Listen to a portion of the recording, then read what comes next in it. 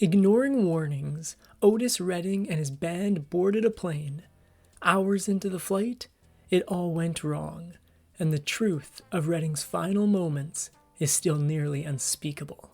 There's nothing quite like a thrilling overnight success story, but when it comes to soul superstar Otis Redding, his meteoric rise to the top ended almost as quickly as it started. Born in the American South in 1941, Otis Redding's family didn't have much to boast about. His father worked mainly as a sharecropper, which didn't bring in much money for his mother and 5 siblings. However, Redding seemed to have some deep resolve, as even at a young age, he found his own special way to rise above. Redding started playing music in church as a child, developing his skills with multiple instruments. His parents noticed his talent, and when he was 10 years old, they placed him in singing and drum lessons. A bright future lay ahead of him, but unfortunately, extremely dark days loomed ahead. In the mid-1950s, disaster struck. Redding's father became seriously ill with a case of tuberculosis. Still, just a teenager, Redding suddenly found himself bearing the weight of being the oldest boy in his family, even though he was the 4th in the lineup of siblings. With his father in and out of the hospital, he ultimately made a decision no child should make. Redding officially dropped out of school at just 15 years of age, shifting his focus squarely to taking care of his family financially. He took just about any job he could find, including the hard labor of digging wells. He didn't forget the love he grew up with, though. Perhaps his rather taboo music Idol played a role in his refusal to give it up completely. Though we might not consider him quite so offbeat today, Redding's idol, Little Richard, led a rather controversial life back in the mid-1900s.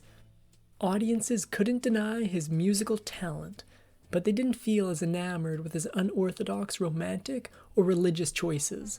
Either way, it seems he sparkled just enough to encourage Redding to move forward.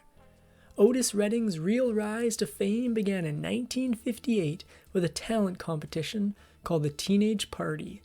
Redding arranged to sing there and seemingly pulled together a band to back him up. The band, however, didn't quite play as well as their lead singer sang. Or at least, that's what one famous musician on the scene decided. It changed everything. By that time, left-handed guitarist Johnny Jenkins already held the spot of one of the very best musicians around town. He found Redding's singing talent so compelling that he offered to replace his band. The rest, as they say, is history. He sang a Little Richard song and won the contest that night. He didn't stop winning for 15 weeks. Redding completely dominated the contests. He continued to enter weekly and won every single week for the next 3.5 months. The cash prize no doubt made a world of difference to him and his family. And luckily for him, cash didn't turn out to be the only trophy he walked away from the contest with. Reportedly, Redding first laid eyes on a 16-year-old Zelma Atwood during one of his gigs at the Teenage Party. Just a few years her senior, the two connected after the performance and decided to take a walk together. Sounds romantic, but it didn't quite go as you'd probably imagine. According to Atwood's version of events, that first conversation they shared actually turned into an argument quite quickly. She attributed that to her own gutsy personality. Either way, Redding liked what he saw because the two became inseparable. They became so inseparable, in fact, that they dove straight into a life-changing decision. Just a year after meeting for the very first time, Redding and Atwood welcomed their first child, Dexter, to the world. Honestly though, that's not too surprising. I mean, what else would you expect from two teenagers in love? What you might not expect though, is the move they decided to make next. Just a year after the birth of their first son, the couple married. Most traditional families might settle down at just about this time, turning their attention to homemaking. But something unusual was happening for Redding on the career front. And when I say unusual, I mean something unusually amazing. For him, anyway. After all his wins at the Teenage Party, Redding began landing gig after gig. He eventually replaced the lead singer of Jenkinson's band, but that wasn't all. He also replaced his idol in the Upsetters after Little Richard decided to pivot towards gospel music. He'd hit his stride, and judging by his next move, he felt ready to give up anything for the sake of his career. Shortly after their marriage, Redding left his wife behind in their hometown to try his hand at making it big in starry Los Angeles. He got straight to work, making connections and getting his first songs recorded. He laid down tunes like I'm Getting Hip and Gamma Llama. But even with his growth, it didn't all come easy to him. If you've ever actually listened to any of Otis Redding's soul music, you'll probably be surprised to find out that he didn't move well when he started out. Reportedly, he appeared rather stiff in his first performances and seemed awkward. His tall stature only made this awkwardness more of a spectacle, but he definitely faced much more challenging issues during the time. Redding started his career in the midst of a very segregated America. He couldn't just perform anywhere he wanted. In fact, he ended up touring what became known as the Chitlin Circuit. These music stops catered to black entertainers and black audiences. To hit big, he needed a miracle, and lucky for him, he got just that. Redding's big professional break ultimately came because he just happened to be in the right place at the right time, and with the right amount of talent. It began with him driving his then good friend and music associate Jenkins to a recording session at Stax Records in 1962. Things didn't go as planned. Jenkins started his session, but things just didn't come together for his recording. He ended his session early, seemingly counting it a loss. With a little extra recording time left, Redding stepped in to take advantage of it. Already writing songs, he brought two and stepped up to the booth ready. The first number hit a surprisingly sour note. Redding started with a song called Hey Hey Baby. The studio head Jim Stewart immediately shut him down. According to him, Redding's rendition sounded way too similar to a Little Richard song. That's no surprise considering the way Redding idolized him. However, it seemed time for him to finally find his own voice. The second time proved to be the charm. Redding's next song, These Arms of Mine, became the song that changed the course of his career and skyrocketed him into music stardom. According to Stewart, there was something different about the ballad. He really poured his soul into it, his soul and a whole lot of luck, if you ask me. The release of the song that October turned his life upside down.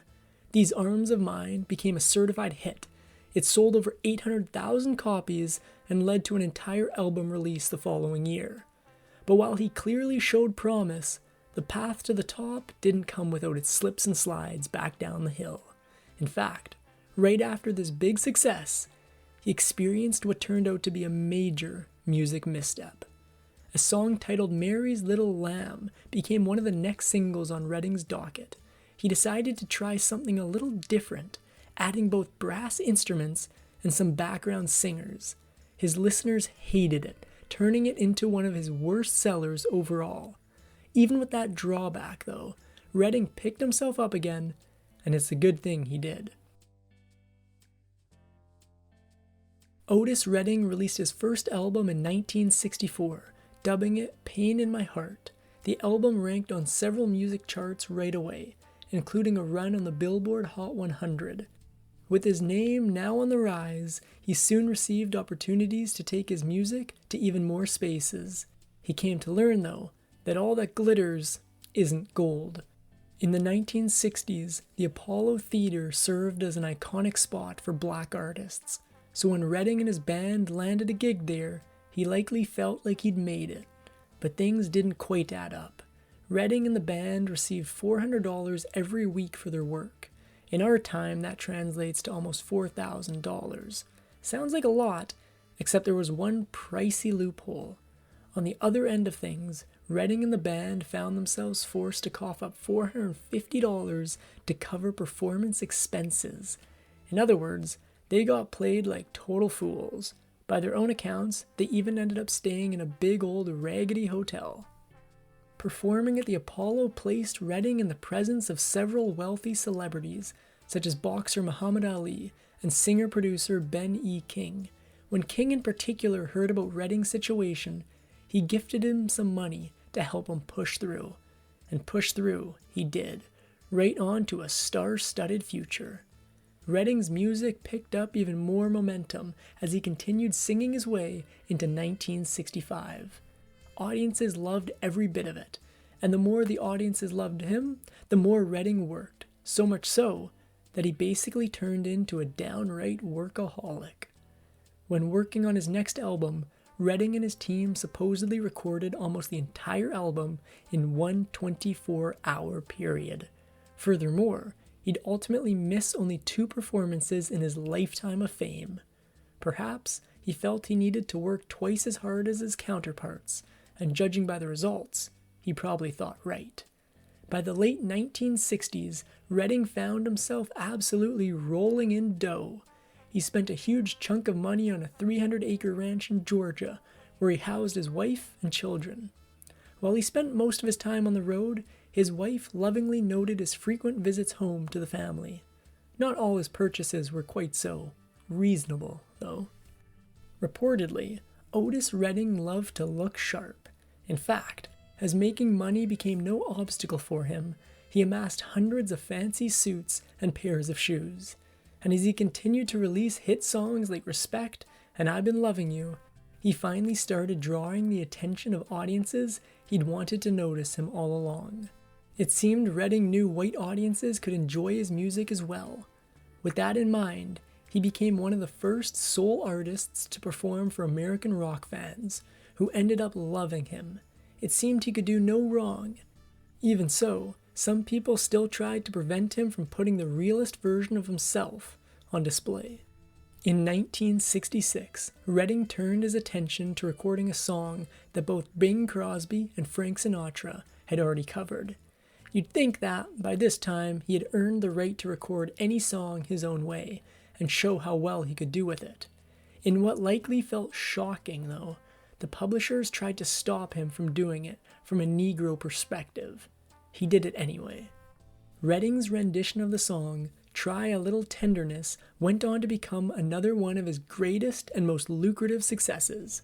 Furthermore, his version is arguably the one most people associate with the song. In short, Redding proved them wrong and continued to prove people wrong as he released hit after hit. Over the years, Redding took his unique sounds to stages people never thought an artist like him ever could. He performed all across Europe to large audiences and ultimately returned home to be one of the first black artists to play to mostly white crowds. However, just at the peak of his greatness, a frightening health issue came out of nowhere. Near the end of 1967, doctors diagnosed Redding with larynx polyps. The growths on his vocal cords threatened to affect his most valuable tool at the time, his singing voice. Though he tried to handle things himself with natural methods, he eventually surrendered to getting surgery that September. But even not being able to sing for a while couldn't really stop him. Even though the surgery forced Redding into some downtime for recovery, he made use of the things he still could, like his creative process. He wrote over 30 songs during his 2-week recovery, and when he felt well enough to return to singing, he brought a very fresh and unpredictable new sound with him. Redding received fresh inspiration while in recovery, particularly from a Beatles album called Sgt. Pepper's Lonely Heart Club Band. He wrote a new song with his writing partner and wanted to record it with a sound more like that Beatles album. Unfortunately for him, just about everywhere he turned, it seemed everyone went against him. It seemed like no one sided with him, including his production crew at Stax, his recording head, or even his wife. Redding paid them all no mind, though. He proceeded with recording the song Sittin' On the Dock of the Bay, which reflected on the challenging year in the nation. The genius of the song eventually came to light, but not before the most shocking tragedy. The day before Redding's ultimate tragedy was like any other. Redding and his bandmates worked in Cleveland, playing several concerts and appearing on television. The next day, they boarded Redding's own plane, a Beechcraft H-18 to head to Wisconsin for another gig. Perhaps the day itself tried to warn them. Redding and his band boarded the flight despite the bad weather, including both rain and fog. According to reports, everything went fine in the beginning, but just a few miles from their destination, the flight began experiencing some type of trouble. And although the details remain hazy, one thing is certain: the plane crashed in Lake Monona. Though Redding and 5 members of his backing band, the Barkays, boarded the plane, only one made it out alive: Ben Cawley. The only insight we have into Redding's final moments can be gleaned from Cawley's horrifying experience. According to the musician, he had been sleeping right before the plane began going down. Cawley remembered waking up and seeing Phelan Jones. Apparently, Jones looked out the plane's window and said, "Oh no." Cawley unbuckled his seatbelt, and that was his final memory before the accident. He managed to survive by floating on a seat cushion until help arrived. Unfortunately, Cawley couldn't swim. This meant that he wouldn't have been able to save his bandmates, even if he had the opportunity. The very next day, authorities confirmed the worst when they pulled Redding's body up from the river. Only 26 years old at the time, his life screeched to a complete halt at the peak of his career. The shock of Redding's passing quickly reached his many fans. It raised such a huge response that the family moved the funeral in order to accommodate more people being able to celebrate his life. The venue of his funeral overflowed with over 4,500 people. Even so, there was still just a little bit of his sparkle left to come out. The last song he recorded, "Sittin' on the Dock of the Bay," released the very next month. If you'll remember, it's the very same song it seemed none of his team wanted him to make. In a truly bittersweet twist, the song soared to the top of the charts. It turned out to be Redding's first and only chart-topping single, and somehow, his rise still didn't stop there. Reportedly, Redding passed with so many finished songs in his docket that the record company released several more albums after his passing. And while that seemed great for fans who wanted to hear their favorite artist, things for his team didn't quite look so good. In fact, they made a most unfortunate discovery. As longtime partners with Redding and the very first to sign him, the executives of Stax Records found themselves in a sticky situation when they tried to renegotiate the distribution of his music. To their surprise, they found they didn't even own his catalog and never got the rights to his music back. But that wasn't the only controversy to come out. As with several celebrities, many fans continued to write about Redding long after his passing. But unfortunately, for his remaining family, especially his wife and 4 children, the stories they told didn't always show Redding in a positive light. As a matter of fact, in one instance, it made him look quite the opposite of what he seemed to be. In 2001, author Scott Freeman released a biography of Redding's life. According to Freeman, not only was Redding not the hero his hometown made him out to be, but he also planned to get a divorce shortly before his passing. His widow fiercely refuted these claims, of course, but even with these allegations, nothing could keep Redding's name in the dirt. After his passing, Redding won several music awards, including 2 Grammys, a Grammy Lifetime Achievement Award, and induction into several halls of fame.